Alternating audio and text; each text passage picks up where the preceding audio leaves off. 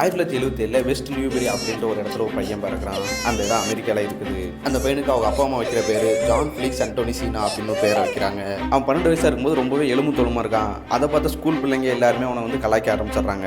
அதை பார்த்த விரக்தியில் நான் எப்படியாவது ஜிம்முக்கு போனோம் உடம்பு ஏற்றணும் அப்படின்ற எண்ணம் 12 வயசுலேயே வர ஆரம்பிக்குது. அவனுக்கு ஃபுட்பால்னா ரொம்ப பிடிக்கும். ஃபுட்பாலில் கேப்டன் வந்து பல மேட்ச் வின்னும் பண்ணியிருக்கான் 12 வயசுக்குள்ளேயே. அவனுக்கு ஹல்க் ஹோகன் அப்படின்ற ரெஸ்லர் அவனுக்கு ரொம்பவே பிடிக்கும். அவன் பாடி பில்டிங்கில் இன்ட்ரெஸ்ட் ஆன உடனே அவங்க அப்பா ஃபுல் சப்போர்ட் பண்ணுறாரு, நீ பாடி பில்டிங் பண்ணு அப்படின்ட்டு. அப்படி நாட்கள் போய்கிட்டு இருக்கும்போது ஒரு நாள் அவங்க அப்பாட்ட எப்போ காசு கொடுங்க, நான் கலிஃபோர்னியாவில் பாடி பில்டிங்க்கு நான் சேர போகிறேன் அப்படின்னு சொல்லியிருக்காரு. ஆனால் அப்பா வந்து அதுக்கு அக்செப்ட் பண்ணவே இல்லை. நீ அங்கே போனால் ரொம்பவே கஷ்டப்படுற மாதிரி இருக்கும், நீ அங்கே போக வேணாம் அப்படின்னு சொல்லி அவங்க அப்பா அதை தடுத்துறாரு. அதான் அப்பா வேணான்னு சொல்லி சொன்னாரா, அவருக்கு அதில் ரொம்பவே ஆர்வம். அதனாலே நைட்டோட நைட்டு அப்பா பாக்கெட்லேருந்து $500 எடுத்துட்டு கலிஃபோர்னியா கிளம்புறாரு. அங்கே போன அப்புறம் தான் வாழ்க்கை எவ்வளோ கஷ்டமாக இருக்கும் அப்படின்ற ஒரு விஷயமே அவருக்கு தெரிய ஆரம்பிக்குது. சில நேரம் நம்ம இங்கேருந்து பேசாமல் வீட்டுக்கே போயிடுவோமா அப்படின்ற ஒரு எண்ணம் அவருக்கு வந்துகிட்டே இருக்குது. ஆனால் சாதிக்கணும் அப்படின்ற ஒரு வெறி இருந்ததால் நம்ம இங்கே வந்ததுக்கு ஏதாவது ஒரு அர்த்தம் இருக்கணும் அப்படின்ற ஒரு ரீசனுக்காக தெருவில் படுத்தாது நம்ம யார்ட்டையா சான்ஸ் கேட்போம் அப்படின்ட்டு முயற்சி பண்றாரு. அப்படி தெருவில் படுத்து எந்திக்கும் போது அவர் ஏத்தாப்புல ஒரு மிகப்பெரிய ஜிம்மு தெரியுது. வேலைக்கு சேர்றாரு. அங்கே பாத்ரூம் கழுவுறாங்க, ஜிம் மெட்டீரியல் எல்லாத்தையும் துடைக்க சொல்றாங்க. அதுக்கு $1500 சம்பளம் அப்படின்னு சொல்றாங்க. அவரும் சரி அப்படின்றாரு. அப்படி ஒரு மாசம் கடக்கும் போது நீங்க $300 நீங்க எடுத்துக்கோங்க, நான் வந்து இங்க ஜிம்லயே ஒர்க் அவுட் பண்ணிக்கிறேன், அதுக்கு ஃபீஸா அந்த $300 வச்சுக்கோங்க அப்படின்னு சொல்லி ஜான்சினா சொல்றாரு.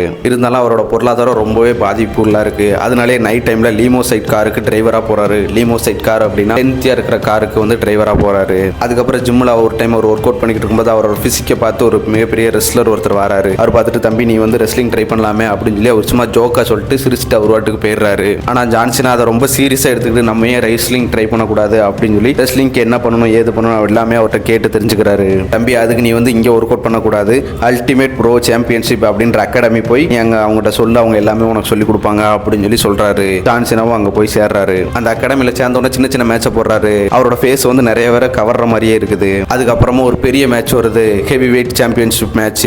அந்த மேட்ச் வந்து அவர் கையில் கொடுக்குறாங்க. அதை அவர் வின் பண்ணியும் காமிக்கிறாரு. டாப் மோஸ்ட் பிளேயர் லிஸ்ட்ல அவரும் ஒரு ஆளா வந்து நிற்கிறாரு. WWE தான் பெரிய மேட்ச், இதெல்லாம் ஒரு பெரிய மேட்சே கிடையாது அப்படின்ற ஒரு எண்ணம் அவருக்கு வருது. நம்ம சாதிக்கணும் அப்படின்னா பெரிய மேட்ச்ல போய் ஆடணும் அப்படின்ற ஒரு நினைப்பாலே WWEக்கு போகிறாரு.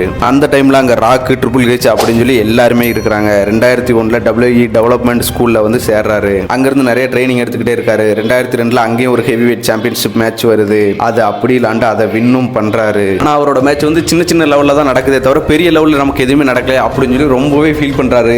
அந்த டைம்ல தான் 2004 வருஷம் வருது.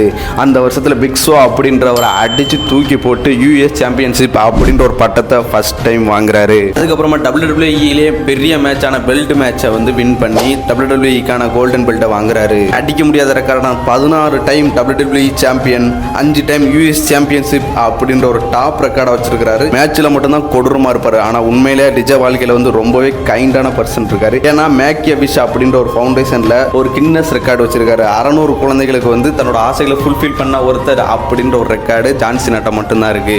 600 குழந்தைகளோட ஆசையை நிறைவேற்றின ஒரு ஆள் அப்படின்ற ஒரு பேரை ஜான்சினா வச்சிருக்காரு. அது இன்ன வரைக்கும் யாரா